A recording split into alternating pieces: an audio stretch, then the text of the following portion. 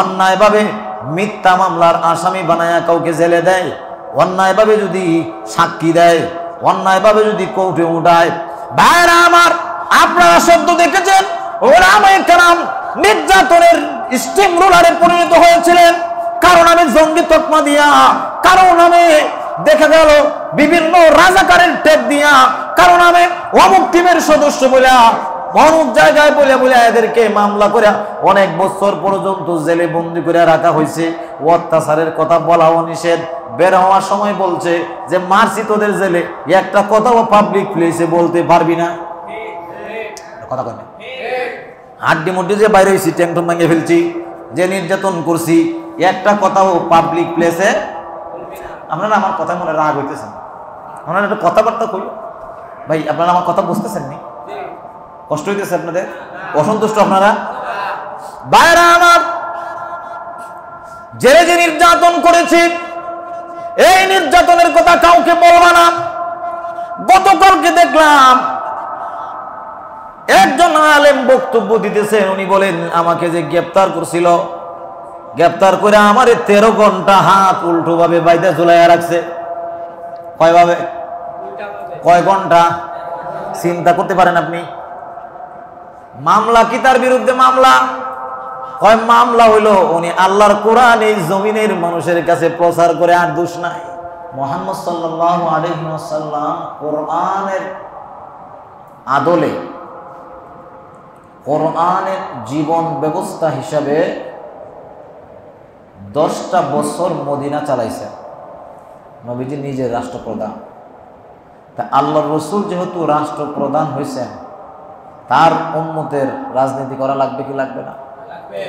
রাজনীতি ছাড়া মুসলমান হয়? এতদিন কথা বলা যায় নাই কেন? এক শ্রেণীর মানুষরা, কিছু পিসাবও আছে, এরা বলে এটা কোনো রাজনৈতিক সংগঠন না, এটা কোনো রাজনীতির কথা না, আমরা কোনো রাজনীতির সাথে জড়িত না। যদি সে না করে তার ভালো লাগে না, হতো করলো না, কিন্তু সে যদি এটাকে ঘৃণা মনে করে তাহলে সে কাফের হয়ে যায়। কেন? কারণ আল্লাহর রাসূল যে যে করছেন এটা যদি উম্মত অপছন্দ করে, এক মুসলমান থাকবে? ভালো করে মনে রাখতে হবে, রাজনীতির বিভিন্ন ব্যাপার আছে। আল্লাহর রাসূলের রাজনীতিটা হচ্ছে মানুষকে তার প্রাপ্য হক দিয়ে দেওয়া। আল্লাহ রাসূল সাল্লাল্লাহু আলাইহি ওয়াসাল্লাম মক্কা ছেড়ে মদিনায় যাওয়ার পরে পৃথিবীর সর্বপ্রথম রাষ্ট্র পরিচালনার যে নীতিমালা, বিশ্বের কেউ আল্লাহর নবীর আগে রাষ্ট্র পরিচালনার নীতিমালা কেউ লিখতে পারে নাই। আল্লাহর রাসূলই সর্বপ্রথম এই গোটা পৃথিবীকে রাষ্ট্র পরিচালনার নীতিমালা 47টা, কেউ বলেন 57টা, কেউ বলেন 52টা, কেউ বলেন 60টা, সর্ববৃহত্তর মত হচ্ছে 47টা, যেটা মদিনা সনদ হিসেবে পরিচিত। মদিনা সনদ হিসেবে পরিচিত এটাই হচ্ছে রাষ্ট্র পরিচালনার কিছু নিয়ম আল্লাহর রাসূল নিজে সাহাবায়ে কেরামের মাধ্যমে লেখাইছেন। নবীজির আগে এই রাষ্ট্র পরিচালনার নিয়ম নীতি আর কেউ লেখে? এবার বলেন রাজনীতি নবীজি করছেন কি করছেন না? কি আপনাদের কি কষ্ট হইতেছে? করছেন কি করছেন না? করছেন মানে খালি করছেন না, করছেন রাজনীতি, দেশ চালানো, তার নিয়ম নীতি প্রণয়ন করছেন। কয়গান বলেন? সর্বসম্মতিক্রমে 47টি। কয়টি? সর্বসম্মতিক্রমে কয়টা? 47টা আল্লাহ রাসূল রাষ্ট্র পরিচালনার নীতি। আল্লাহ রাসূল মদিনায় গিয়ে কি বলেন? নবীজি সর্বপ্রথম মদিনায় যাওয়ার পরে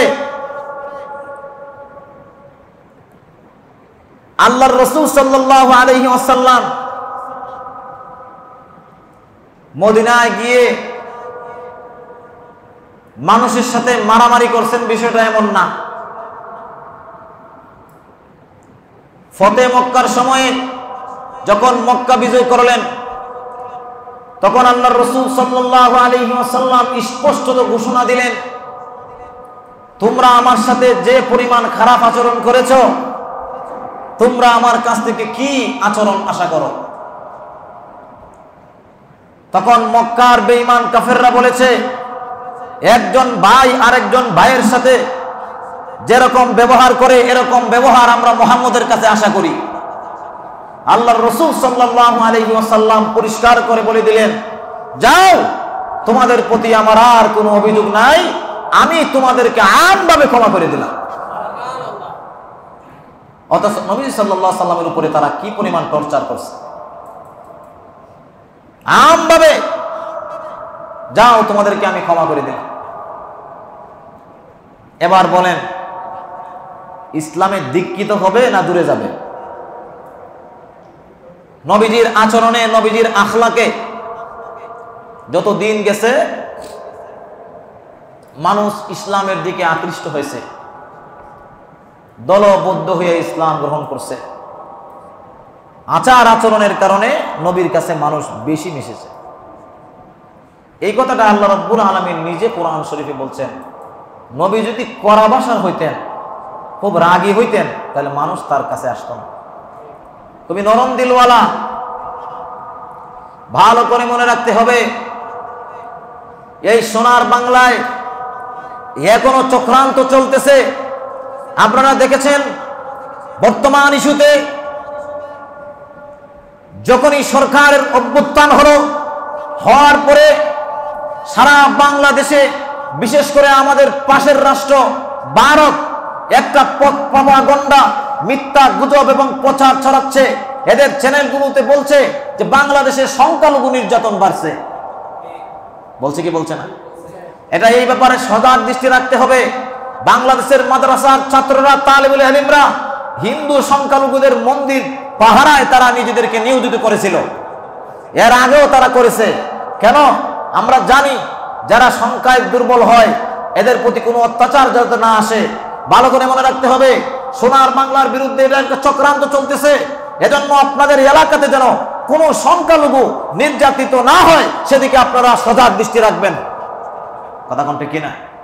এটা আমাদের মানচিত্রের প্রশ্ন, এটা আমাদের দেশ এবং সার্বভৌমত্বের প্রশ্ন। ভারত থেকে বসে বসে টিভির মধ্যে আর কি করবে? সাক্ষাৎকার দিতেছে না, খুব একটা নির্যাতন বাড়ছে। কে বলছে তোমাকে নির্যাতন বাড়ছে? তুমি দেখো নাই প্রত্যেকটা মন্দিরের গেটে ওলামায়ে কেরাম, কলেজ, স্কুল, ভার্সিটির ছেলে মেয়েরা তারা এই মন্দির পাহারা দেয়। মন্দির পাহারা দিতে গিয়ে তারা সারা ঘুম কামাই করেছে, এটা নজরে যায় নাই? আমরা দীপ্ত কণ্ঠে ঘোষণা করছি, কোন আলেম এবং কোন সচেতন মহল এবং দেশপ্রেমিক এই সময়কে কাজে লাগে অস্থিতিশীল কোন পরিবেশ আমরা সোনার বাংলায় দেখতে চাই নাই। আমাদের একটা আশা হচ্ছে, যুগে যুগে যারা জালেম এদেরকে আল্লাহ রাব্বুল আলামিন পাকড়াও করছেন, এটা আমরা দেখছি। তো যাই হোক, আমি যেটা বলতে চাইছিলাম, তো ইসলামের রাজনীতির ব্যাপারে আমি কথা বলছিলাম। ইসলামের রাজনীতি আছে, শুধু আছে তা না, প্রত্যেক মুসলমান হিসাবে আমাদের দায়িত্ব আমরা রাজনীতি করব। আজকে মুসলমান রাজনীতি থেকে অনেকেই ঘৃণায় বলেন অথবা গণতান্ত্রিক রাজনীতির যে তিক্ত অভিজ্ঞতা বা এক্সপিরিয়েন্স এদের আছে, এগুলো দেখে অনেকেই রাগে এর থেকে মুখ ফিরিয়ে নিছে। কিন্তু মুসলমানের উচিত রাজনীতি করা। যদি আমরা না করি তাহলে এই ময়দান এমন কিছু মানুষ এসে দখল করবে যাদের কাছে আমাদের দেশ এবং এই দেশের মানুষের নিরাপত্তা থাকবে না। এই দেশের মানচিত্র যাদের কাছে নিরাপত্তা না, যেহেতু আমরা সচেতন মহল দূরে চলে যাচ্ছি, কাজে কাজে এরা এসে ওই জায়গাটা দখল করে নেবে। অথচ যাদের দেশপ্রেম আছে, যাদের আল্লাহর প্রতি ভরসা রয়েছে, এদের প্রত্যেককেই এই লাইনে আসতে হবে। কারণ এটা সুন্নত হিসেবে আমাদের ধরতে হবে রাজনীতি। একবার আমার একটা মাহফিল ছিল, খুব মনে পড়ে, ঠাকুরগাঁও এক এলাকায় মঞ্চে বয়ান চলছে। হঠাৎ করে এক নেতা চলে আসছেন, আসে বলছেন, হুজুর রাজনীতির কোনো আলোচনা এই মঞ্চে করবেন না। তখন আমি ওনাকে বললাম, আপনি আমাকে বলেন যে রাজনীতিটা ভালো জিনিস না খারাপ জিনিস? উনি বলেন, হ্যাঁ অবশ্যই ভালো জিনিস। তাই বললাম যে ভালো জিনিসের আলোচনা জনসম্মুখে করা যাবে না কেন? যদি ভালো হয় তাহলে আলোচনা করা যাবে কি যাবে না? ভালো জিনিস মসজিদে আলোচনা করা যাবে কি যাবে না? তাহলে আপনি এই কথা বলেন যে না রাজনীতিটা সুই, রাজনীতি এটা ফাঁকিবাজি, রাজনীতি এটা গরিবকে মেরে ধনী হওয়া, রাজনীতি হলো অন্যের হক নষ্ট করা। যদি এমন হয়ে থাকে তাহলে আমি তো জনসম্মুখে বলতে পারবো না, চুরি করা তো আর জনসম্মুখে হয় না। এই নেতা বললো হুজুর আপনার যা ভালো লাগে তাই করেন। কথা বোঝেন নাই? এই হচ্ছে মানুষের অবস্থা। অথচ আল্লাহর রাসূল 10টা বছর পর্যন্ত কোরআন দিয়ে মদিনায় রাষ্ট্র পরিচালনা করছে। নবীজির শাসন আমলে সমস্ত মানুষগুলোর হক আল্লাহর নবী নিজে দিয়ে গিয়েছিলেন। হক থেকে কেউ বঞ্চিত হয় নাই। আল্লাহর নবী এমন একটা সমাজ মদিনাবাসীকে উপহার দিয়ে দুনিয়া থেকে বিদায় হয়েছিলেন, মদিনার ভিতরে কোনো মানুষ আর নির্যাতিত হয় নাই। 10 বছরে কোরআনের আইন যখন বাস্তবায়ন হয়েছে তখন মদিনার মানুষগুলো সোনার মানুষে পরিণত হয়েছে। আল্লাহর নবী বিশ্বনবী মদিনায় যাওয়ার পরে ঘোষণা দিয়ে দিলেন, যারা ঋণে জর্জরিত তোমাদের সমস্ত ঋণের জিম্মাদারি আমি মুহাম্মদ আমার কাঁধে উঠায় নিলাম। এই কথা শোনার পরে মানুষেরা দলে দলে নবীর কাছে হিসাব বের করতে আরম্ভ করলো। কোরআনী আইন দিয়া যখন রাষ্ট্র চলে, কোরআন দিয়ে যখন সমাজ চলে, কোরআন দিয়া যখন একটা জাতি চলে, আল্লাহর কসম কোরআন পছন্দ ধরা জন ধরা সমাজের চিত্র পাল্টাইয়া সোনার মানুষে রূপান্তরিত করে দেয়, কোরআনে পাল্টায় দেয়। শুধু নবীর জামানায় না, আল্লাহর নবী ইন্তেকালের পরে আমিরুল মুমিনিন হলেন হযরত ওমর হযরত আবু বকর সিদ্দিক রাদিয়াল্লাহু আনহু। আবু বকর সিদ্দিক যখন খেলাফতের মসনদে বসলেন, হযরত আবু বকর ওমর ইবনুল খাত্তাবকে আনলেন, নেন আপনি হলেন বিচারপতি। 1 বছর চলে গেছে, হযরত ওমর আবু বকরের দরজায় গিয়েছেন, গিয়ে বললেন আমিরুল মুমিনিন 1 বছর হয়ে গেল কোনো মামলা কোর্টে উঠলো না, কেউ দিকে মামলা করে না, তাহলে আমারে রাখার দরকার নাই, রাষ্ট্রে আজাইরা বেতন আপনি আমারে দিতেছেন। হযরত আবু বকর বলেন 1 বছর তোমার কোর্টে কেন মামলা আসে নাই তুমি জানো কি? হযরত ওমর বলেন আবু বকর আমার কাছে মনে হয় আদ-দীন ওয়ান নাসিহা। ডাক দিয়ে বলে এ আবু বকর আমার কাছে মনে হয় দিন হলো কল্যাণকামিতা, এক ভাই আরেক ভাইয়ের দিন, এক ভাই আরেক ভাইয়ের কল্যাণ চায়, এজন্য মামলা করে হয় না। যেহেতু আমার আদালতে কোনো বিচার নাই, কাজে কাজে এই পোস্ট রাখার দরকার আছে বলে আমি মনে করি না, জলদি করে আমারে তুমি ছুটি দিয়ে দাও। যেহেতু বিচারই আসে না, তাহলে আমারে কোন কারণে আপনি রাখবেন? আপনারা জোরে কোন কথা ঠিক কিনা? ঠিক না? তাহলে কোরআনের আইন যদি বাস্তবায়ন হয় তাহলে এই দেশে চুরি থাকবে না, আপনারা ঠিক বেটি কিছু কর না কেন, ডাকাতি থাকবে না, জিনা ব্যভিচার থাকবে না, অন্যায় থাকবে না, আর কোন জায়গায় মানুষের ঘর বাড়ি জ্বলবে না, আর কোন জায়গায় বিচার বহির্ভূত হত্যা করতে পারবে না। কারণ হইল আল্লাহর কোরআনের আইন যদি সমাজ চলে, আল্লাহর কসম 7 দিনে এই সমাজের চিত্র পরিবর্তন হয়ে যাবে। কোরআন যদি চলে 7 দিনে পরিবর্তন হবে। কয় দিনে? 7 দিনে। বিশ্বাস করেন? বিশ্বাস হয় আপনাদের? আল্লাহ রাব্বুল আলামিন বলেন কোরআন পড়ে যারা রাজনীতি করে তারা ভদ্রসভ্য হয়, অন্যের উপরে কোনো জুলুম তারা করে না, নির্যাতনের স্টিম রোলার চাপায় না, কারণ তারা জানে যদি আমি কারো উপরে অন্যায় করি তাহলে আল্লাহর কোরআন আমার জন্য নির্দেশনা দিয়েছে কোরআন আমার জন্য বিভিন্ন বক্তব্য দিয়ে দিয়েছে।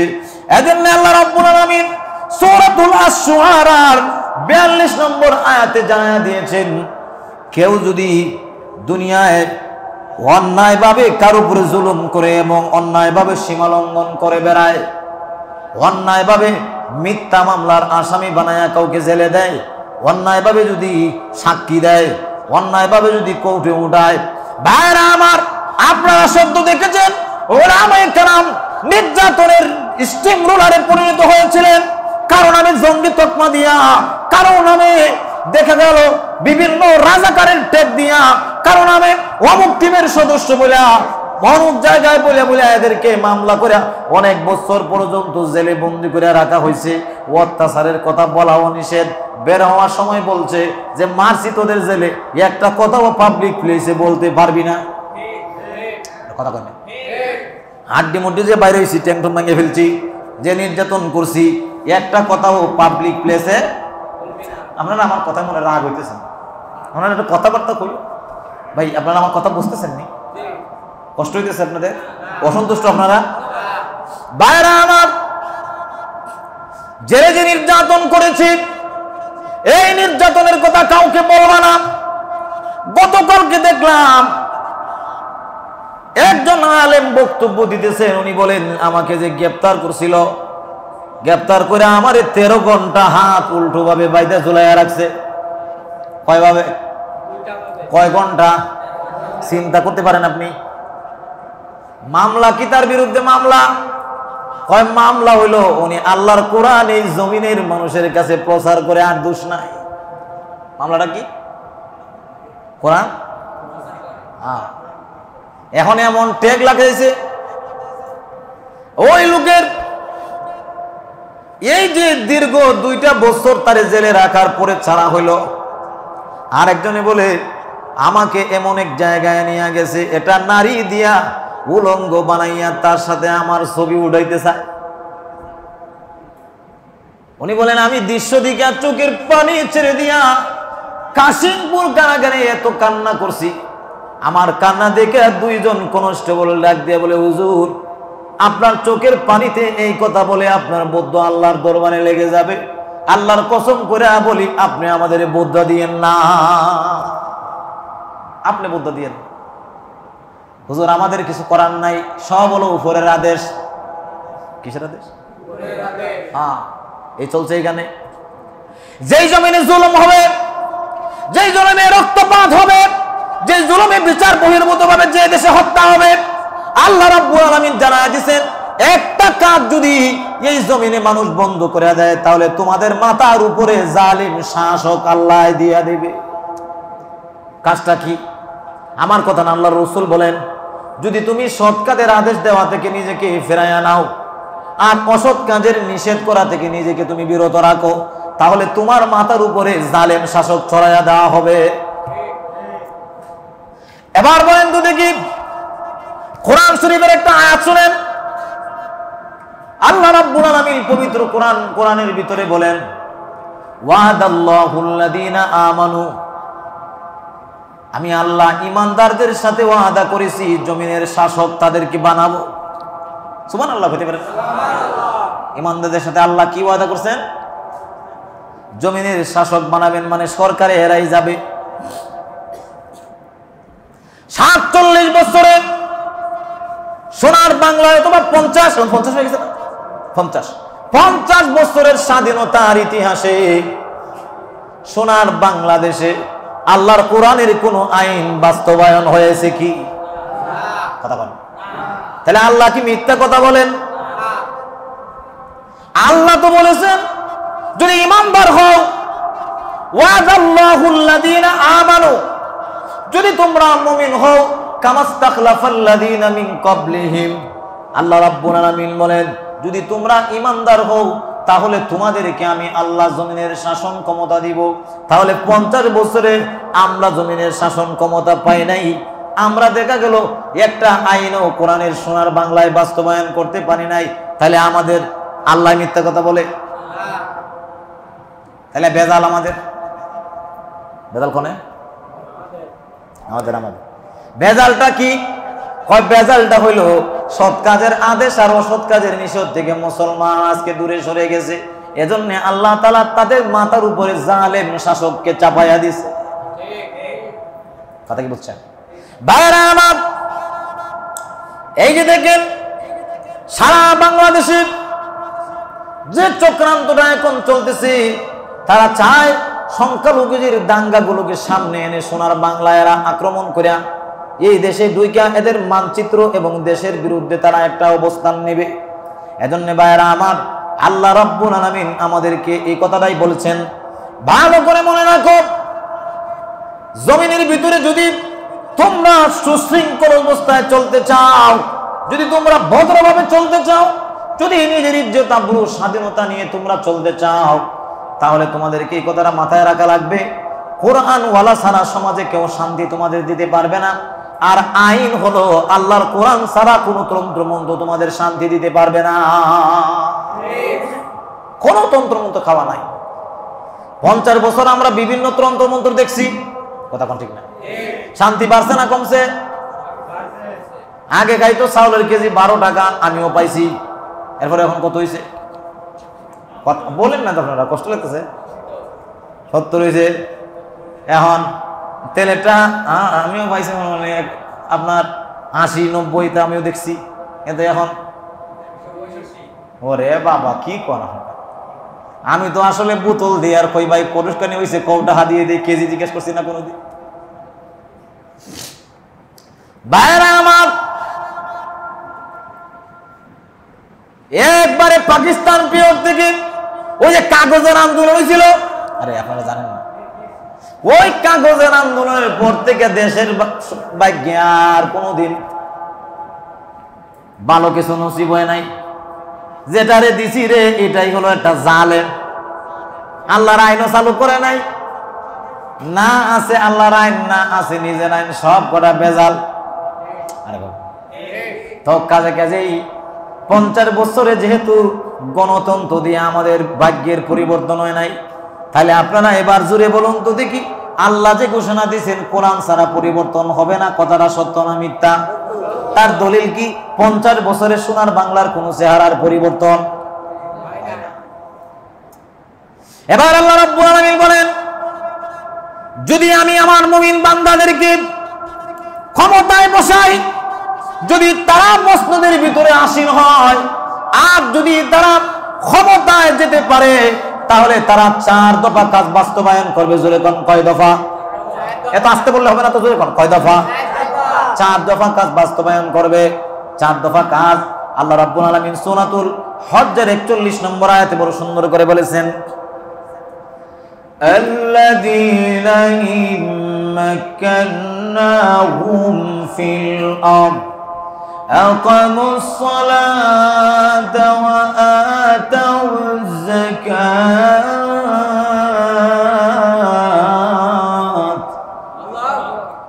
ওয়া আমারু বিল মা'রুফি ওয়া নাহাউ আনিল মুনকার ওয়ালিল্লাহি আকিবাতুল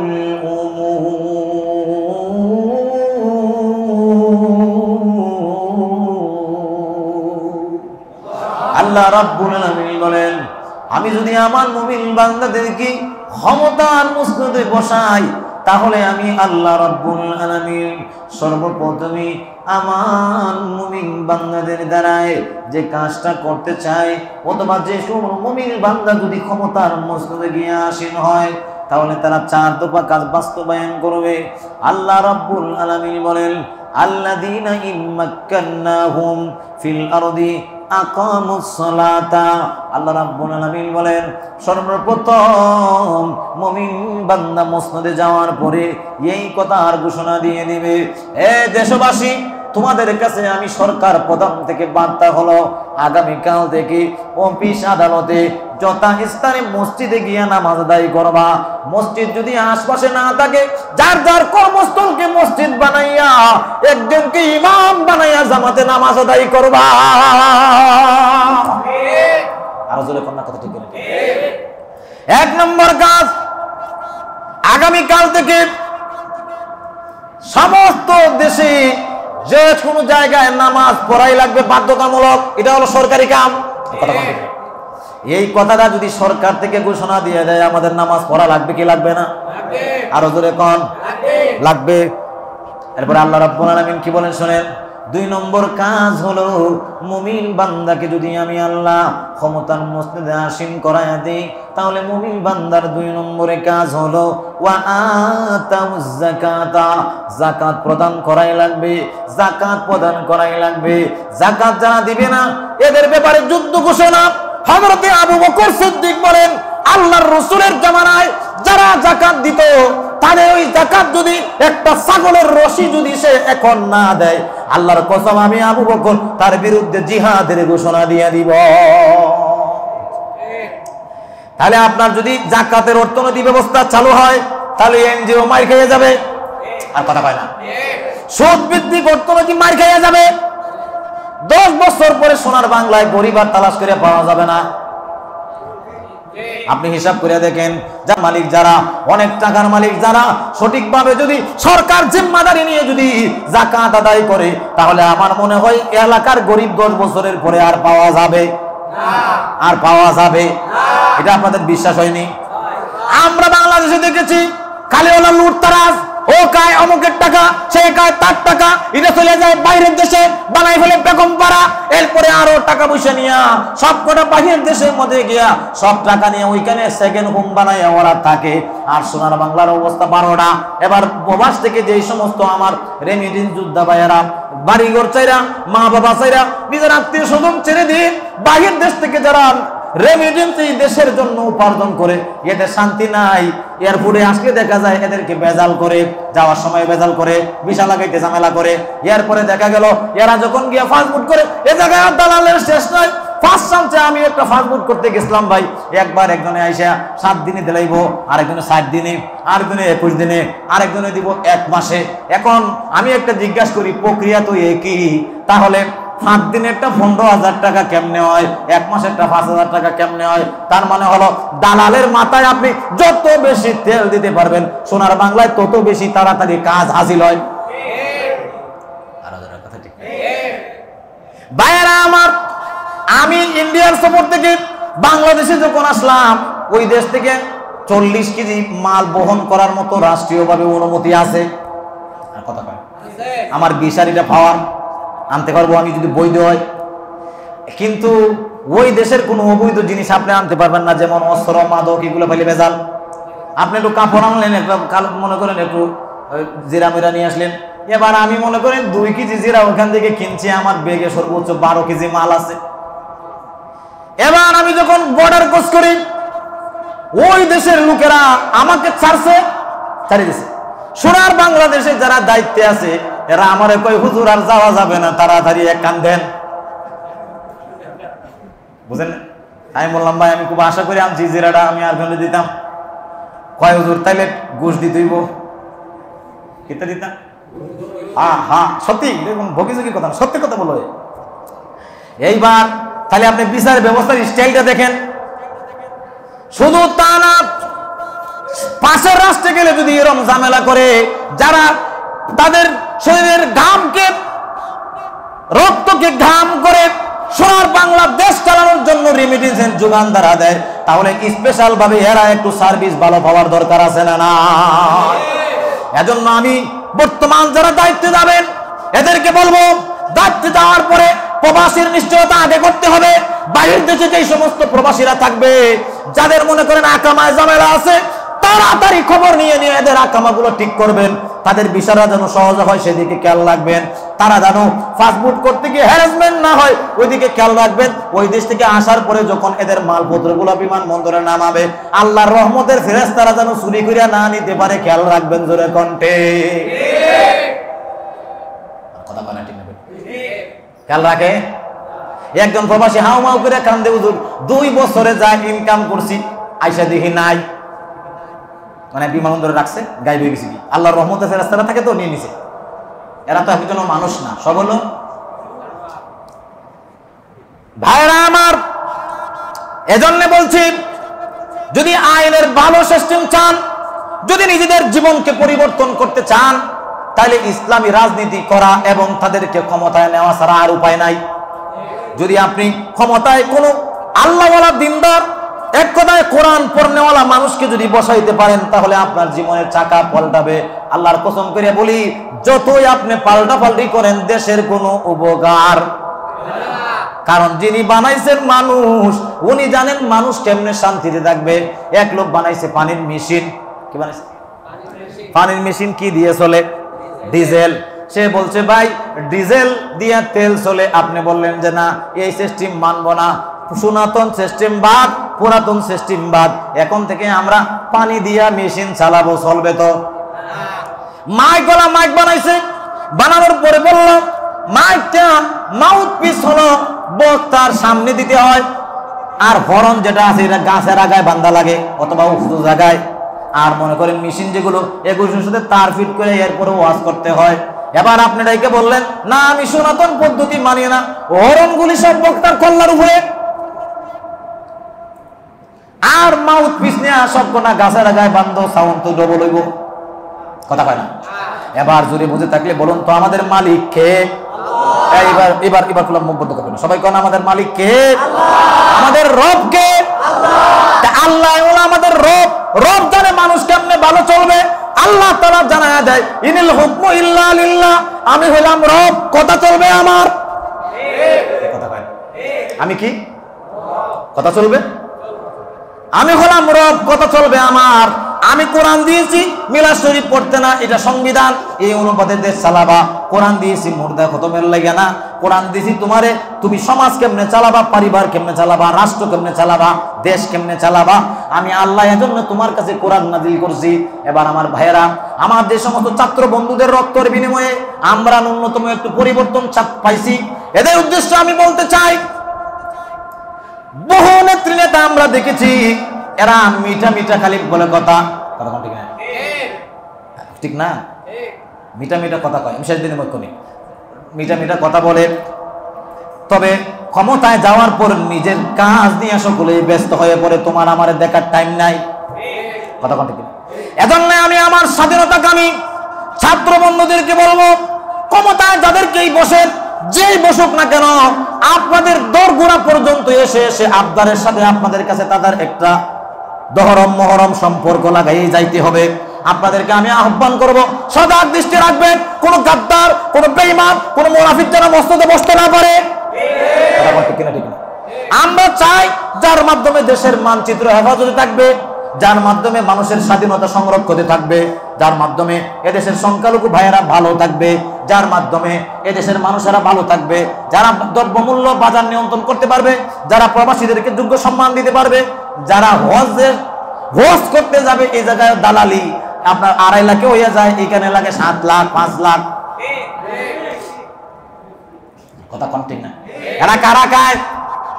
এর লম্বা দাড়ি 3 হাত অথবা 2 হাত, এ বেচারা কয় কয় জলদি কর।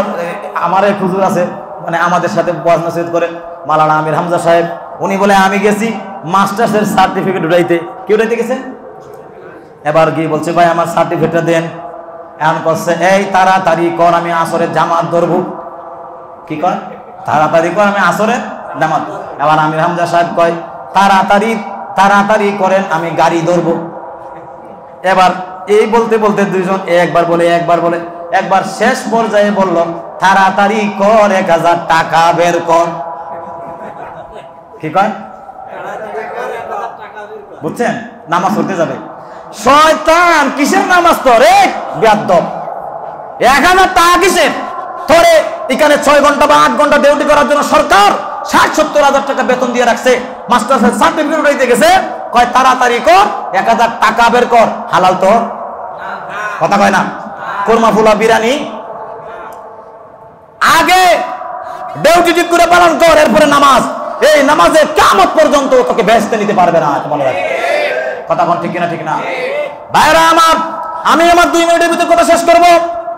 আসলে লম্বা কথা বলার মতো পরিবেশ সেখানে নাই, বলার সুযোগও নাই। আমি জানি আপনারা অনেকেই বিরক্ত হন, কিন্তু বিশ্বাস করেন এই সপ্তাহে আমি যেহেতু একবার আসি, আপনাদেরকে মহাব্বতের কারণে 2-5 মিনিট আমি বেশি বলি। কিন্তু সারা বাংলায় আমি বয়ান করি, নসিহত করি, কোনো জায়গায় বক্তা ওঠার পরে আমি মাইক রাখার অভ্যাস আমার নাই। কারণ আমি ওয়াজ করে এত বেশি করছি আমার এই জীবনে, এখন মাইক দেখলে আমার আগে ভয় লাগে, মানে আমার বুকে ব্যথা হয়ে যায় ওয়াজ করতে করতে। এই বছর বড় বড় কিছু মাহফিল নিয়েছিলাম, 3.5 ঘন্টা 4 ঘন্টা পর্যন্ত আমার একা বকা লাগছে। আমি একবার কইলাম ভাই আমার মাফ করে দেন, কয়জন মাফ নাই, আর আধা ঘন্টা পরে লাস্টে বললাম যে বলদ দিয়ে চাষ করে খাবেন, এই বলদে যদি জোয়ালের নিচে চাপা দিয়ে মারিয়ে ফেলেন তাহলে চাষ করবেন কি দিয়ে? কয়জন বলদরে আবার সুস্থ করে, বুঝছেন? তার মানে আমি যেটা বুঝেছি, যদি আজরাইলও আসে ওয়াজ করার টাইমে, শ্রোতায় কবে হুজুর আজরাইল একটু পরে আসুক, আপনি ওয়াজ করুন কি, এরকম একটা ব্যাপার। এজন্য এখন মাইক দেখলে আমার ভয় লাগে, কিন্তু মসজিদে একটু বেশি বলি এজন্য, কারণ আপনাদের সাথে আমার মোলাকাতটা প্রতিদিন হয় না, সপ্তাহে একবার হয়। বাইরে আমি শেষ করে দেব, আপনারা বিরক্ত হয়েন না, মূল কথাটা বলে আমি কথাটা শেষ করব। আমি বলতে চাইছিলাম 4 দফা বাস্তবায়ন করবে মুমিন মুসলমানেরা। 1 নম্বর নামাজ, 2 নম্বর যাকাতটা উসুল করবে। যাকাত যদি সরকার উসুল করে, আয়সা যদি একবারে মনে করেন কোর্ট বসাইয়া যাকাতটা আদায় করে, যে ঠিক মতো যাকাত দিবে, এর মালের পরিমাণ এত, এত, মনে করেন টাকা আছে 100, যদি 40% সে যদি যাকাত দেয়, কত দেওয়া লাগবে? 40 টাকা। তাহলে এরকম ভাবে যদি যাকাত দেয়, বলেন গরিব আর থাকবে? কিন্তু আমাদের বড় বড় এই সিস্টেম, যাকাত সিস্টেমকে বাদ দিয়া এবার একটা সিস্টেম বের করছে, কর, আয় কর। এবার দেখা গেল একজনের কোটি কোটি টাকা আছে, আয় কর দিছে 1 লাখ। আর সোনার বাংলায় 1.5 কোটি টাকা যার ব্যাংকে আছে, সে হলো ভিআইপি। এবার আপনি যখন যাবেন ভাই, আপনি এবার সুদখোর ঘুষখোর আপনি যাই হন, সুদ ডাকাত লুচ্চা যাই হন, বদমাশ যাই হন, যদি আপনি 1.5 কোটি টাকা আপনি একটা বাপ আছে, আপনি গেলেই আপনার জন্য সার্ভিস আলাদা। আপনি যে মোল্লা বেটা ইমানদার আল্লাহওয়ালা, আপনার কোনো দাম। এই বৈষম্য ভাঙতে হবে, মনে রাখতে হবে, সঠিক মানুষকে সঠিক যোগ্যতা অনুযায়ী তার চাকরি, সঠিক যোগ্যতা অনুযায়ী তার মেধা অনুযায়ী তার পজিশন, এটা নিশ্চিত করতে হবে। এজন্য আমি আমার ছাত্র ভাইদেরকে বলবো, আগামীতে তোমরা যাকেই বসাও না কেন অসুবিধা নাই, কিন্তু যে তোমাদের হককে খেয়াল রাখবে, প্রবাসীদের হক খেয়াল রাখবে, জনগণের দিকে খেয়াল রাখবে, এরকম একজন যোগ্য নেতা আমরা, যোগ্য একজন নেতা আমরা ওই চেয়ারে দেখতে চাই, ঠিক কিনা? 3 নম্বরটা হলো, 3 নম্বর বাস্তবায়ন কি করবে আল্লাহ বলেন? আল্লাহ তাআলা বলেন, ওয়া আমারু বিল মারুফ ওয়া নাহাউ আনিল মুনকার। আল্লাহ রাব্বুল আলামিন বলেন, আদেশ করবে, আদেশ, অনুরোধ না, আদেশ করবে সৎ কাজের। আগামী কাল থেকে এই পুরা যশোরের ভিতরে কোন নগ্ন সিনেমার পোস্টার দেখতে চাই না। আর কথা বলতে কিনা, এ কথা আমি কইলে হবে? কথা কয় না, আমি বললে হবে? আমার কইতে হবে, মাননীয় ডিসি মহোদয়, আপনার কাছে আমার অনুরোধ, এই দম না দিয়ে কি খাবার খাওয়া আছে? কথা কয় না, আমার অনুরোধের খাওয়া আছে? এই খাওয়া আছে, 4 পয়সারও দাম নাই। ভাইরা আমার, এজন্য মনে রাখতে হবে, আপনি তেঁতুল গাছ লাগাইয়া যেমন ভাবে ফজলি আমের আশা করা যায় না, ঠিক তেমনি ভাবে ভোট দিবেন আপনি সুররে, ভোট দিবেন আপনি ফেরাউনের খালাতো ভাই আর মামাতো ভাইরে, আর ভোট দিবেন আপনি ডাকাতরে, ভোট দিবেন আপনি লুচ্চারে। আপনি আবার লুচ্চামি বন্ধ করবেন, এটা হইতে পারে না। আপনি যদি হক কাজ করতে চান, আপনার বিপদ আসবে। আপনি যদি গর্ভবন্ধুর নাতি পুতুরে তাড়াইতে চান, এরাও আপনার বিরুদ্ধে লাঠি ধরবে কি ধরবে না। এজন্য মনে রাখতে হবে, যাকে আপনি ভোট, এক লোক মনে করেন তেঁতুল গাছ লাগাইছে, লাগাইয়া সমস্ত পিসাবের পানি পড়াটা রাইনা কইছে, আল্লাহ আমি গরিব মানুষ, আমার হলো আল্লামা সাইদি রহমতুল্লাহ আলাই, বলেন সবাই রহমতুল্লাহ আলাই, আরো জোরে কোন রহমতুল্লাহ আলাই। এত বড় মানের মুফাসসির, উনি উদাহরণটা দিতেন, উনি বলতেন, এক লোক লাগাইছে তেঁতুল গাছ। কি লাগাইছে? তেঁতুল গাছ লাগাইয়া আলেম ওলামা ডাকিয়া পানি পড়াই না ঘুরাই দিছে, দিয়ে বললেন, আল্লাহ আমি গরিব মানুষ, আমার ফজলি আম লাগানোর সুরত নাই, মেহেরবানি করে আমার তেঁতুল গাছে ফজলি আম দেন হবে। আর কথা কয় না। আপনি চোরকে ভোট দিয়েছেন, ডাকাতকে ভোট দিয়েছেন, এই ঘুষখোর সুদখোরকে ভোট দিয়েছেন, আপনি জেনাকারীকে ভোট দিয়েছেন, আপনি লুটতরাজকারীকে ভোট দিয়েছেন। বলেন তো দেখি, সংসদে বৈশা বৈশা তারা কি আল্লাহর কোরআনের আইন বাস্তবায়ন করবে? তাহলে যেমন গাছ লাগাবেন তেমন ফল। এজন্য ভোট দেওয়ার আগে চোখ কান খোলা রেখে কোরআন যে বিদ্বেষী এর সাথে আমাদের কোনো সম্পর্ক নাই, যার নামাজ নাই এর সাথে আমরা নাই, যার রোজা নাই তার সাথে আমরা নাই, যারা ইবাদত বন্দেগীর সাথে আছে, যারা মুসলমানের পক্ষে আছে আমরা তাদের সাথে আছি। আমরা সবাই দোয়াও করব, চেষ্টাও করব যাতে করে আমাদের ভালো জায়গায় দিনদার ফরেজগার মুত্তাকি মানুষ যায়। যদি যাইতে পারে আল্লাহর কসম করে বলি এই জাতের চরিত্রের পরিবর্তন হবে, এই জাতের ভাগ্যের পরিবর্তন হবে। আমরা সোনার বাংলাদেশে মাহফিল করতে গেলেও অনুমতি লাগে, জোরে কোন কথা ঠিক কিনা? আল্লাহর কোরআনের আবার অনুমতি, যদি কোনো ডিসি বলে কোরআনের মাহফিলের অনুমতি না, এটা কাফের হয়ে যাবে, বউ 3 তালাক। আর কথা ঠিক না? কারণ হইলো আল্লাহর কোরআনের আবার অনুমতি কি মিয়া? এখানে কি আমি কি গান গাইতে আসছি? আল্লাহর কোরআনের অনুমতি কি? আর বলো তো দেখি জমিনের মালিক কে? জমিনে আল্লাহর কথা বলি আমি, তাহলে আমার আবার অনুমতি কিসের? তাহলে তুমি আল্লাহ থেকে উপরে। যে মনে করে যে আল্লাহর কথা আমার অনুমতি দিলে এরপরে হবে, তাহলে এটা মুসলমান থাকবে? আমরা সবাই জানি ইমানের দাবি হলো সমস্ত ক্ষমতার মালিক হলেন আল্লাহ। আল্লাহর কোরআন বলবে অনুমতি কিসের? এমন একটা মানুষ নির্বাচন করবেন, আপনার উপরে ঘোষণা দিয়ে দেবে একবারে পার্লামেন্টে, আমার সোনার বাংলাদেশে একদম কোরআনের মাহফিলের জন্য সব উন্মুক্ত। যেখানে বয়ান করবেন পুলিশরা যাবে গিয়ে ওই জায়গায় প্রোডাকশন দেবে, পুলিশদেরকে একটু খাওয়াই দিবেন, এরাও একটু মা বাবার জন্য দোয়া করবে। এক মাহফিলে এক পুলিশ এসে আমার মাইক দিয়ে গিয়ে খেয়ে আছে, মাইকটা সারিয়ে দেন হুজুর। আমি বললাম ভাই একটু দোয়া করি, দোয়া করার অনুমতি দেয় নাই। পরে বললাম যে অনুমতি দিলেন না কোনো, আমারও তো মনটা চায় আমার মা মারা গেছে একটু দোয়া করি, কিন্তু এই দৃশ্য যদি ক্যামেরায় আসে আর আমার ওসি সাহেব দেখে আমার চাকরি খেয়ে লাগবে। কথা কথা কিনা? তো কাজে কাজে এমন একজন মানুষ এই জায়গায় যাইতে হবে। এজন্য আপনাদের কাছে আবেদন হলো আপনারা বেশি বেশি করে দোয়া করবেন, আল্লাহ তাআলা যেন আমাদের ক্ষমতার চেহারে নেককার ফরেজগার আল্লাহওয়ালা দিনদার মানুষকে বসায়া দেয়। বলুন আমিন।